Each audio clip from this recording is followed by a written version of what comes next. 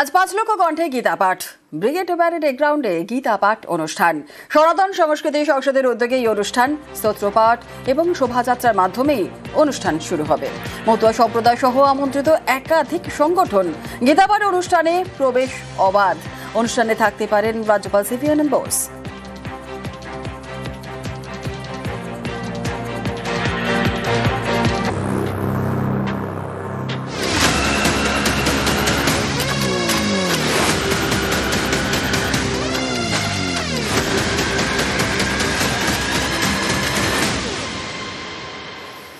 নমস্কার, আমার বাংলা নিয়ে আমি অয়ন।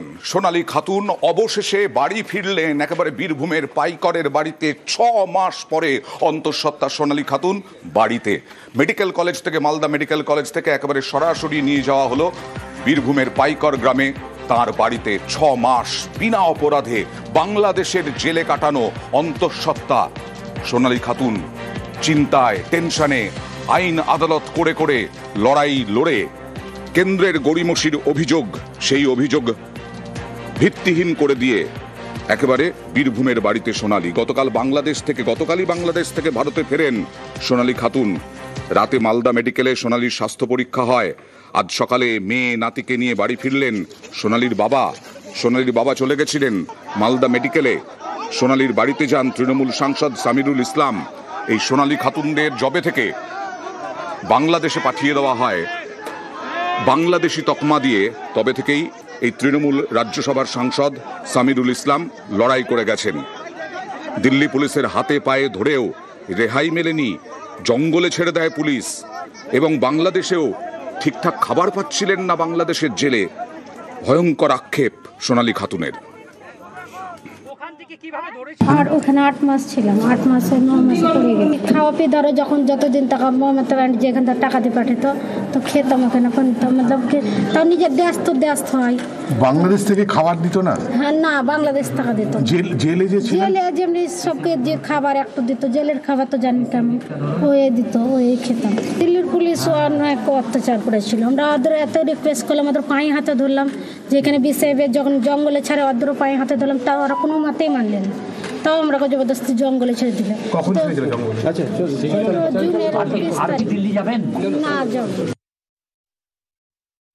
মমতা সরকার, অভিষেক, সামিরুল ইসলাম দা, ওরা না হলে তো ইয়া ঘুরাতে পারতাম না। ওদের জন্যই ঘুরাতে পারছি। ওদেরকে বহুত ধন্যবাদ। দিল্লি পুলিশের হাতে পায়ে ধরেও রেহাই মেলেনি, জঙ্গলে ছেড়ে দিয়েছিল দিল্লি পুলিশ, এরকমটাই বললেন। দিল্লি আর যাবেন না। এখন শারীরিক অবস্থা কিরকম? কারণ অন্তঃসত্ত্বা, 6 মাস ধরে টেনশন, খাওয়া দাওয়া নেই। এই অবস্থায় একটা ভিন দেশের জেলে বসবাস করেছেন। চিকিৎসকের পর্যবেক্ষণে এখন সোনালী। শিশুরোগ বিশেষজ্ঞ নজরদারিতে জেলমুক্ত সোনালী। দেহে হিমোগ্লোবিনের পরিমাণ কম। মেডিকেল বোর্ড গঠন রামপুরহাট মেডিকেল কলেজের। সোমবার বাড়ি পাঠানোই সিদ্ধান্তের সম্ভাবনা।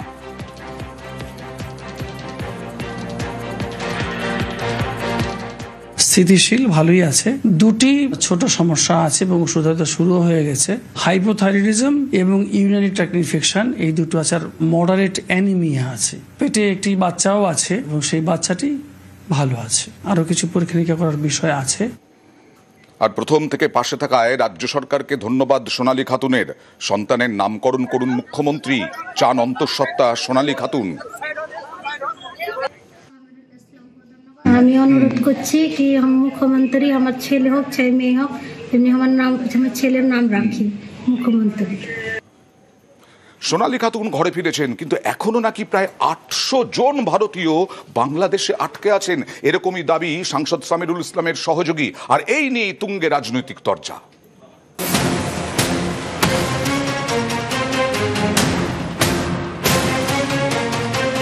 6 মাস পর ঘরের মেয়ে ঘরে ফিরেছে। বাংলাদেশ থেকে ফিরেছেন অন্তঃসত্ত্বা সোনালী খাতুন। শুক্রবার মালদার মহদীপুর সীমান্ত দিয়ে ভারতে ঢোকেন সোনালী এবং তার ছেলে। কিন্তু এখনো কাঁটাতারের ওপারেই রয়ে গিয়েছেন সোনালীর স্বামী সহ আরো 4 জন। সোনালীদের ফিরিয়ে আনতে বাংলাদেশ গিয়েছিলেন মাফিজুল ইসলাম। তার দাবি, সোনালীদের মতো আরো 800 জন এখনো আটকে বাংলাদেশে। যে বাংলা কথা বলার অপরাধে দিল্লি পুলিশ বাংলাদেশের সন্দেহে ধরে নিয়েছে বাংলাদেশে 20 গ্রাম সীমান্ত দিয়ে রাতের অন্ধকারে পুষব্যাক করে। আমি গত 40 দিন কাটিয়েছি বাংলাদেশে, 101 দিন পরে তাদের জামিন করেছি। অসহায় গরিব মানুষ এরা কাজ করে কোনো রকম খায়। কতজন আছে বাংলাদেশে? অনেক প্রায় 800। ঘরে ফিরেছেন সোনালী, বাকিরা এখনো আটকেও পারে। এ নিয়েই শুরু হয়েছে রাজনৈতিক তরজা। হাজার হাজার সোনালী খাতুন চলে যান গুড়গাঁওয়ে, চলে যান নয়ডায়, রিনা মিনাটিগা, সোনা মোনারা সব হাবিজ, কেউ নেই। শুধু এসআইআর ওখানে চলছে, ওরা এখান থেকে চলে যাচ্ছে কেন? একটা সোনালী খাতুনকে সামনে রেখে লক্ষ লক্ষ সোনালী খাতুনকে পশ্চিমবঙ্গে ঢুকিয়ে রাখা হয়েছে, ভোটার লিস্টে তাদের নাম তুলে দেওয়া হয়েছে, সারা ভারতবর্ষে তাদের ছড়িয়ে দেওয়ার ব্যবস্থা হয়েছে। রাজ্য সরকার তাদের তৎপরতায়, আমাদের মাননীয় নেত্রীর তৎপরতায় এই ন্যায় প্রতিষ্ঠিত হলো। সোনালী এসছে এবং তার সন্তান সহ তার পরিবার এসছে, বেশ কয়েকজন এখনো তার পরিবারের স্বামী সহ অন্যরা এখনো এখানে আসেননি। ন্যায় কখনো ওরকম ভাবে চাপা দেওয়া যায় না, সত্য প্রকাশিত হয়। সুতরাং যে একজন মহিলা তাকে বলে দিল যে তুমি অনুপ্রবেশ করেছো 1998 সালে আর সে জন্মেছে 2000 সালে। নিউজ 18 বাংলা। সোনালী খাতুন তার ছেলেকে নিয়ে ফিরেছেন, কিন্তু এখনো 4 জন আটকে আছেন বাংলাদেশে। তাদের পরিবার উৎকণ্ঠায়।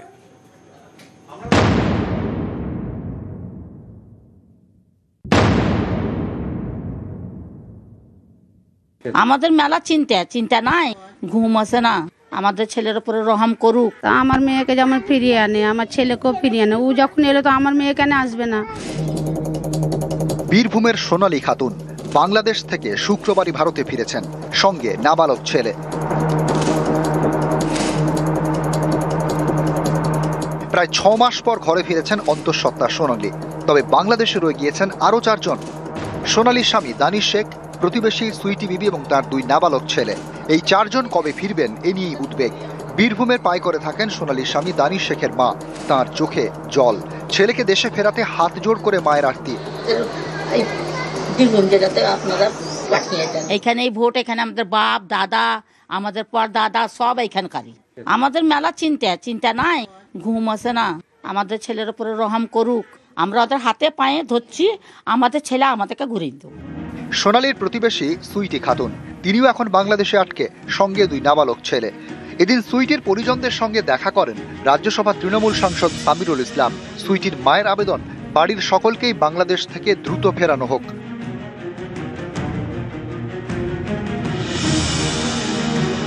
আমার মেয়েকে যেমন ফিরিয়ে আনে, আমার ছেলেকেও ফিরিয়ে আনে। ও যখন এলো তো আমার মেয়ে কেন আসবে না? আমার মেয়েও আসবে। আমি অনুরোধ করছি আপনাদেরকে, দেখেন আমার ছেলের লেগে, আমার ছেলেটাও কাঁদছে খুবই। একবার আধখান গেছে ছেলে আমার, কেঁদে মার জন্য। 12 তারিখ নেক্সট হিয়ারিং আছে। সুইটি বিবি এবং আরো যে 3 জন আছে তারা ফিরে আসবে। এই গরিব অসহায় মানুষগুলোকে কিভাবে বাংলাদেশে পাঠিয়ে দিল এবং তারা যাতে ভারতে ফিরে না আসে তার জন্য কিভাবে এরা চেষ্টা করেছে বিজেপি নামক ঘৃণ্য বাঙালি বিরোধী দলটি। ঠিক যতক্ষণ না বাকি যে 4 জন না আসছে এই আইনত লড়াই আমাদের চলবে। মুরারোয়ের 2 নম্বর ব্লকের পাইকর। এখানকার বাসিন্দা সোনালী খাতুন, তার স্বামী দানিশ শেখ, প্রতিবেশী সুইটি বিবি। সকলেই দিল্লি রোহিণীতে পরিযায়ী শ্রমিকের কাজ করতেন। সেখানে বাংলাদেশি সন্দেহে দিল্লি পুলিশ তাদের আটক করে। অভিযোগ, 26শে জুন সোনালী, তার ছেলে ও স্বামী সহ 6 জনকে জোর করে পাঠিয়ে দেওয়া হয় বাংলাদেশে। 1 ডিসেম্বর বাংলাদেশের আদালত জামিন দেয় সোনালীদের। সেদিনই জেল থেকে মুক্তি পান সোনালীরা, কিন্তু তারপরেও দেশে ফিরতে পারেননি। শেষমেশ শুক্রবার সন্ধ্যায় নাবালক ছেলেকে নিয়ে দেশে ফেরেন সোনালীর স্বামী দানিশ, প্রতিবেশী সুইটি এবং তার নাবালক 2 ছেলে এখনো বাংলাদেশে। বিবি এবং দানিশের মা যাতে তাদের ঘরের ছেলে এবং মেয়েকে যেন ঘরে ফেরায় সরকার, দেখার বিষয় বাংলাদেশ থেকে এখন কবে ফিরছে বাকিরা। ক্যামেরায় গোপাল ওঝার সাথে অক্ষয় ধীবর, নিউজ 18 বাংলা।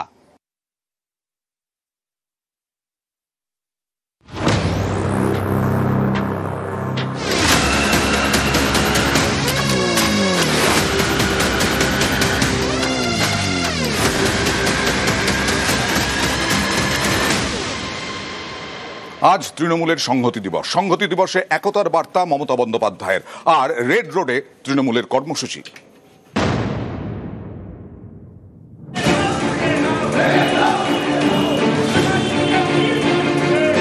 6ই ডিসেম্বর। 1992 সালে এই দিনেই ভাঙা হয়েছিল বাবরি মসজিদ। এই দিনটিকে সংহতি দিবস হিসেবে পালন করে তৃণমূল। শনিবার সকালে সংহতি দিবস উপলক্ষে ঐক্যের বার্তা দিলেন মমতা বন্দ্যোপাধ্যায়। সোশ্যাল মিডিয়ায় লিখলেন, বাংলার মাটি একতার মাটি, এই মাটি রবীন্দ্রনাথের মাটি, নজরুলের মাটি, রামকৃষ্ণ বিবেকানন্দের মাটি। এই মাটি কখনো মাথা নত করেনি বিভেদের কাছে, আগামী দিনেও করবে না। যারা সাম্প্রদায়িকতার আগুন জ্বালিয়ে দেশকে ধ্বংস করার খেলায় মেতেছে, তাদের বিরুদ্ধে আমাদের লড়াই জারি থাকবে।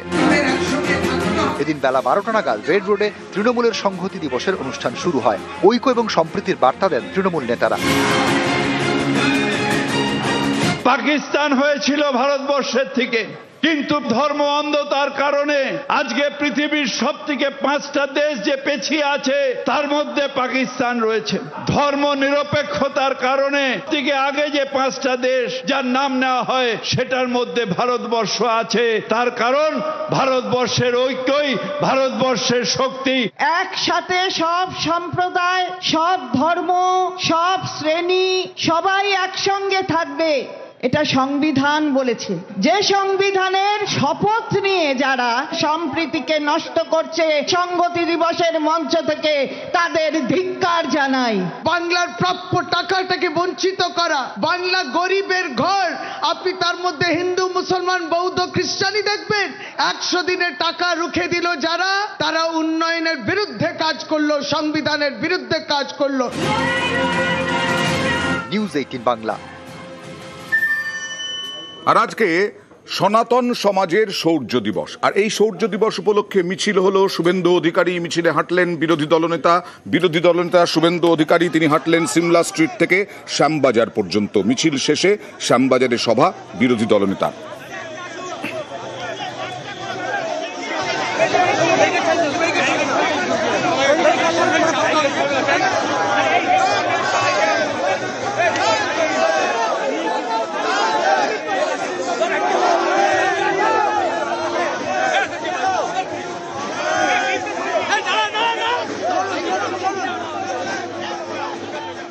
সৌহার্দ্য পদযাত্রা, ধর্মতলা থেকে রাম মন্দির পর্যন্ত মিছিলের নেতৃত্বে প্রদেশ সভাপতি শুভঙ্কর সরকার।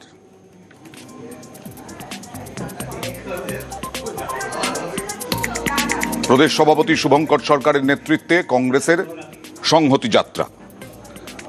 আর অন্যদিকে সিপিআইএম এর পক্ষ থেকে সম্প্রীতির বার্তা নিয়ে বামেদের মিছিল পা মেলালেন বিমান বসুও। মোহাম্মদ সেলিম সহ বিভিন্ন বাম নেতা উপস্থিত ছিলেন। পার্ক সার্কাস থেকে রাজাবাজার পর্যন্ত মিছিল।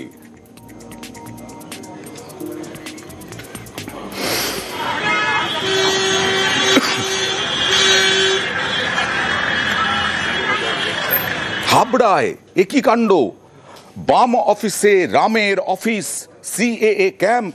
হ্যাঁ, মাবেদের অফিস, সিপিএম এর অফিসে, সিপিআইএম এর অফিসে বিজেপির সিএএ ক্যাম্প। ব্যানার টাঙিয়ে সিএএ ক্যাম্প বসালো বিজেপি। উত্তর 24 পরগনার হাবড়ার ঘটনায় বিতর্ক। দলের কর্মী খোকন মহন্তর বিরুদ্ধে সরব সিপিআইএম। কার্যালয়ের চাবি খোকনের কাছে ছিল বলে দাবি সিপিআইএম এর। খোকন বিজেপির সঙ্গে যুক্ত দাবি সিপিআইএম এর। হাবড়ায় প্রতিবাদ সভা সিপিআইএম এর। অভিযোগ পেয়ে ক্যাম্প সরালো পুলিশ।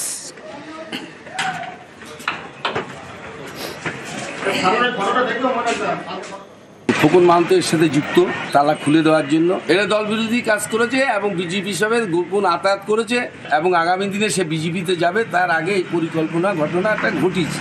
অনেকে আছে তারা পিছন দিক থেকে ওকে লিডি দিয়ে এই কাজটা করেছে। সিপিএম এর কার্যালয় ছিল ওটা অনেক আগে, এবং যারা ওইটার দায়িত্বে ছিলেন তারা সব বর্তমানে আমাদের বিজেপির মধ্যেই আছেন। তো যখন প্রথম আমি ওটা শুনি, আমি বললাম যে তো ওই নিয়ে আবার বিতর্ক হবে। অন্য দলে বললো না, আমরাই তো দায়িত্বে ছিলাম, আমরা তো এখন সব এই দলে আছি। মানে ভাড়া করা জায়গা ছিল, মানে এমনি যে ওরা দলিল দেখাচ্ছে, ওদের নামে দলিল রয়েছে এবং সিপিএম এর পতাকাও রয়েছে সামনে। সে পতাকা তাহলে পরে লাগিয়েছে না, পুরনো পতাকা অনেক আগের। তাই এখন কেউ তো রাজনৈতিক ইন্টারেস্টের জন্য আবার সেই জায়গায় ঢেউ তুলতে পারে। যে পশ্চিমবাংলার বুকে সিপিএমের একটা বড় অংশ যারা বিজেপিতে অংশগ্রহণ করেছে, বিজেপিতে চলে গেছে, এবং বিজেপিতে চলে গিয়ে সিপিএমের যে ভোটটা শূন্য হয়ে গেছে, সেই জায়গায় দাঁড়িয়ে সিপিএমের বি টিম বিজেপি কাজ করছে এবং কংগ্রেস কাজ করছে। এরা মিলিতভাবে তৃণমূল কংগ্রেসের যে উন্নয়ন, সেই উন্নয়নকে স্তব্ধ করার জন্যে এরা প্রতিনিয়ত চক্রান্ত করে চলেছে। হিঙ্গলগঞ্জে আর এক বাংলাদেশির হদিশ। এ কেমন বাংলাদেশি? ভারতীয় বাবার বাংলাদেশি ছেলে। হ্যাঁ, হিঙ্গলগঞ্জে আরো এক এরকমই বাংলাদেশির হদিশ মিলল, ভারতীয় বাবার বাংলাদেশি ছেলে। হিঙ্গলগঞ্জের মেয়েকে বিয়ে করে এখানেই আস্তানা, স্থানীয়কে বাবা দেখিয়ে ভোটার আধার, প্যান কার্ড, রাজনীতি, ব্যবসা, সংসার সবই করছেন এখানে। নকল বাবা মমতাজ গাজীকে হুমকির অভিযোগ, ভয়ে মুখ খুলতে নারাজ মমতাজের পরিবার। মমতাজ গাজী কি হয়? আমার শ্বশুর। আর এই মোশাররফ হোসেন গাজী কি হয় আপনাদের? আমাদের কিচ্ছু হয় না, আমার কিচ্ছু জানি না, আমার শ্বশুর করেছেন। জানেন না, তাই তো? আর 2002-এর তালিকায় স্বামীর যে নাম নেই স্বীকার করেছেন স্ত্রী।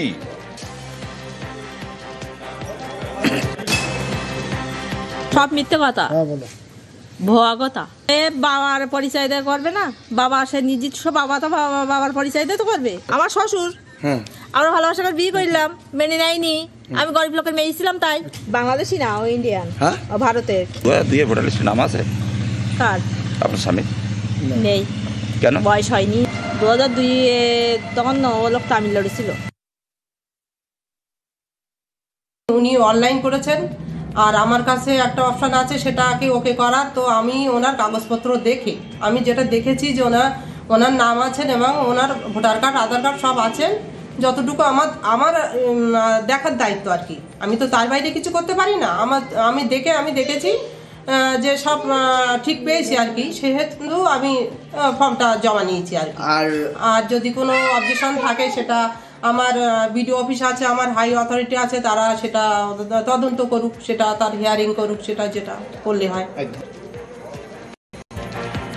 পূর্বস্থলীতে সিংহরি গ্রাম, ভয়ে কাঁটা। আমরাই দেখিয়েছিলাম জমি মাফিয়ার এমন অত্যাচার যে আপনার ঘরে জমির দলিল পত্র সব আছে, কিন্তু আপনার জমির দখল হয়ে গেছে ভুয়ো নথি দেখিয়ে।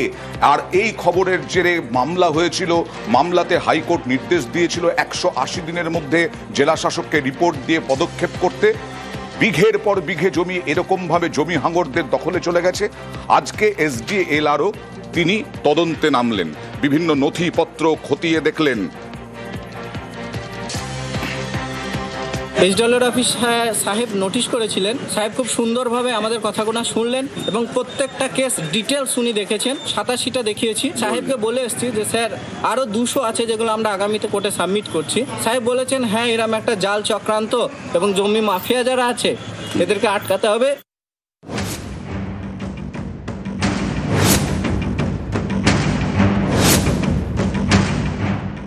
আমার 10 মিনিট লাগবে না তার কাছ থেকে জায়গা কেড়ে নিতে। আমি এসপিকে দিয়ে জায়গার ক্ষেত্রে এমএলও কেউ মানে। পূর্ব বর্ধমানের পূর্বস্থলীর জমি মাফিয়া হাসেম শেখ, তার রোয়াব দেখুন। পুলিশ থেকে বিধায়ক কাউকেই নাকি তিনি মানেন না। এই ভিডিও ভাইরাল। আটপাড়া বাবু জানা যদি কোনো মালিকানা জায়গা থেকে বলবা, তোমাকে কথা দিলাম আমার 10 মিনিট লাগবে না তার কাছ থেকে জায়গা কেড়ে নিতে। আমার কাজই হচ্ছে ওই, মালিক পুঁজি পেলে, হ্যাঁ মালিক পেলেই আমি লিগাল রেজিস্টার করলেও দখল করার দায়িত্ব পাই তোমাকে। আমি এসপিকে দিয়ে জায়গার ক্ষেত্রে এমএলও কেউ মানে, এমএলএ কে মানে না, অন্য নমস্কার দিতে পারো, ক্লাসিক দিতে পারো, আমি দেবো। আর এত বড় কথা কি বলবো, আবার এসপির বাপ আছে, এসপিরও বাপ আছে। এসপি যদি আমার সঙ্গে গদ্দার করে আমি লালবাজার থেকে লাগবে। হাসেমের মতো জমি হাঙর নাকি আরও আছে পূর্বস্থলীর সিংহরি গ্রামে। অভিযোগ তাদের দাপটে নিরীহ গ্রামবাসীরা ভিটেমাটি হারাচ্ছেন। নিউজ 18 বাংলায় মঙ্গলবার এক্সক্লুসিভলি এই খবর দেখানো হয়। এরপর জনস্বার্থ মামলা হয় কলকাতা হাইকোর্টে। এই মামলায় কড়া আদালত, জেলা শাসককে তদন্তের নির্দেশ দিয়েছে কলকাতা হাইকোর্ট। জাল দলিল চক্রের রহস্যভেদের নির্দেশ দিয়েছে প্রধান বিচারপতি ডিভিশন বেঞ্চ। 180 দিনের মধ্যে জালিয়াতির অভিযোগ খতিয়ে দেখে পদক্ষেপ করতে হবে। ভুয়ো ভোটার ও আধার কার্ড তৈরি করে জালিয়াতির অভিযোগ, অর্থাৎ একাধিক দপ্তর এই ঘটনার সঙ্গে যুক্ত বলে পর্যবেক্ষণ হাইকোর্টের। প্রতি দপ্তরের সঙ্গে সমন্বয় করে অভিযোগ খতিয়ে দেখার নির্দেশ দিয়েছে আদালত। ভোটার কার্ড ও আধার কার্ড এই বিভিন্ন ধরনের রেকর্ড তৈরি করে ভুয়ো দলিল তৈরি হচ্ছে, আর সেই দলিলের ভিত্তিতে রাতারাতি বিএলআরও অফিসে মিউটেশন হয়ে যাচ্ছে, এবং যাদের নাম রেকর্ডে আছে, যারা অরিজিনাল ওনার, তাদেরকে শুনানি না করেই আমরা তদন্ত চেয়েছিলাম। সেই সব অভিযোগ খতিয়ে দেখার নির্দেশ দিয়েছে কলকাতা হাইকোর্টের ডিভিশন বেঞ্চ, এবং যারা অভিযুক্ত তাদের বিরুদ্ধে এফআইআর থেকে শুরু করে যা যা করণীয় তা করার নির্দেশ দিয়েছে। পূর্বস্থলী সিংহরি বাসিন্দাদের অভিযোগ, হঠাৎ করে জানতে পারছেন তাদের জমি বিক্রি হয়ে গিয়েছে, বাড়ির মালিক নাকি এখন অন্য কেউ। কোথাও ভুয়ো নথি বানিয়ে দখল করে নেওয়া হচ্ছে জমি, কোথাও নকল নথি বানিয়ে বিক্রি করে দেওয়া হচ্ছে জমি।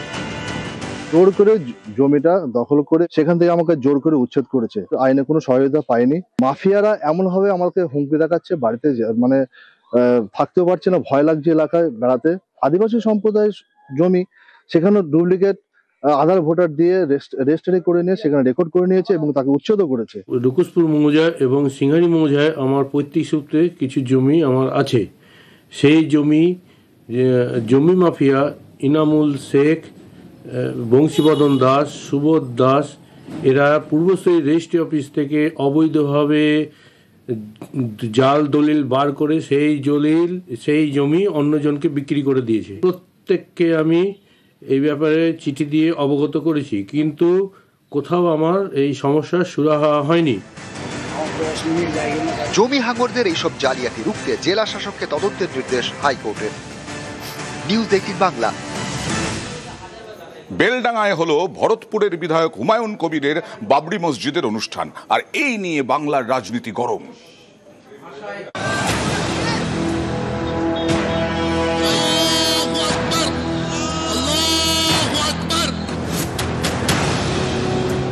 বাবরি মসজিদ নির্মাণ হবে, কোনো শক্তি আটকাতে পারবে না। বাবরি মসজিদ তৈরি করে দিয়ে পশ্চিমবঙ্গের জ্বলন্ত সমস্যার থেকে তৃণমূল কংগ্রেস মুক্তি পাবে না, আর পশ্চিমবঙ্গের বৃহত্তর জনসমাজও চুপ করে বসে থাকবে না। ধর্মীয় বিভাজনের চেষ্টা করছে বিজেপি, আর তাকে সহযোগিতা করছে আমাদের কিছু মানুষ, যাদের বলা হয় গাদ্দার, যাদের বলা হয় মির্জাফর। মুর্শিদাবাদের বেলডাঙায় বাবরি মসজিদের অনুষ্ঠান। ভরতপুরের বিধায়ক হুমায়ুন কবিরের উদ্যোগে অনুষ্ঠানটি হলো বেলডাঙার মরাদিঘিতে।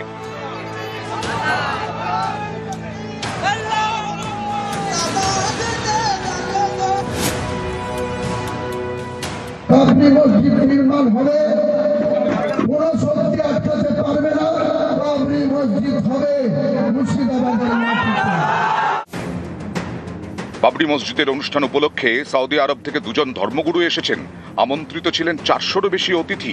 অনুষ্ঠানে নিরাপত্তায় 3000 পুলিশ কর্মী, ছিলেন 2000 স্বেচ্ছাসেবক। 40,000 অতিথির জন্য খাওয়ার ব্যবস্থা করা হয়েছিল। হুমায়ুনের দাবি, মসজিদ ছাড়াও এখানে হোটেল, রেস্তোরাঁ, হেলিপ্যাড হবে।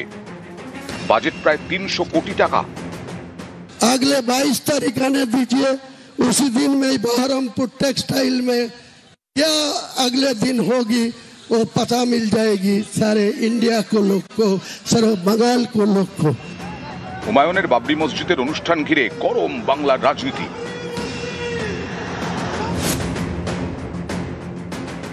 দেখুন, সব মন্দির মসজিদের লড়াই করে বাবরি মসজিদ তৈরি করে দিয়ে পশ্চিমবঙ্গের জ্বলন্ত সমস্যার থেকে তৃণমূল কংগ্রেস মুক্তি পাবে না, আর পশ্চিমবঙ্গের বৃহত্তর জনসমাজও চুপ করে বসে থাকবে না।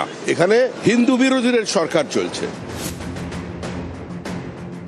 ধর্মীয় বিভাজনের চেষ্টা করছে বিজেপি, আর তাকে সহযোগিতা করছে আমাদের কিছু মানুষ, যাদের বলা হয় গাদ্দার, যাদের বলা হয় মির্জাফর, তারা তাদের সহায়তা করছে সেই একই কারণে। এখন দেখা যাচ্ছে বাংলাতেও সুড়সুড়ি দেওয়া হচ্ছে, কেউ মসজিদের নামে, কেউ মন্দিরের নামে সুড়সুড়ি দিচ্ছে। ধর্ম অন্ধতায় বাংলার মানুষ বিশ্বাস করেন না। নিউজ 18 বাংলা।